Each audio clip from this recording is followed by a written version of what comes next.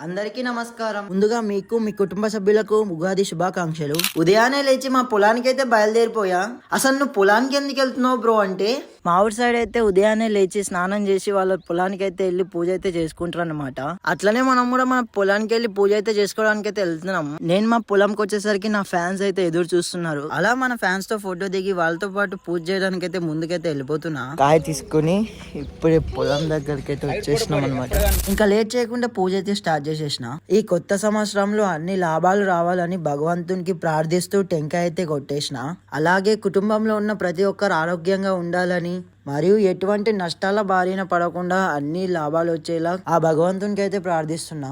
ఇంటికెళ్లే ముందు చిన్నపాటి గొబ్బెమ్మను అయితే తయారు చేసి వెళ్ళాలి. ఇంకా ఈ గొబ్బెమ్మ మీద మనం కుంకుమ పసుపు ఇంకా ఊదిబత్తీలు అయితే అంటించేసి భూమాతకు నమస్కరించి ఇంటికైతే వెళ్తున్నాం. ఒక దొంగనైతే పట్టుకున్నాం అనమాట. యాక్చువల్గా టెంకాయ కొట్టినాము. టెంకాయ కొట్టి ఒక 2 minutes అవుతుంది అంతే. ఇంకా ఏమైతే అక్కడ ఉన్న కొబ్బరిని లేపేసి మెల్లగా దాన్ని కంప్లీట్ చేసేసింది. అంటే ఈమె ఒక్కటి తినలేదు, వీళ్ళందరికీ బంచి పెట్టింది అనమాట.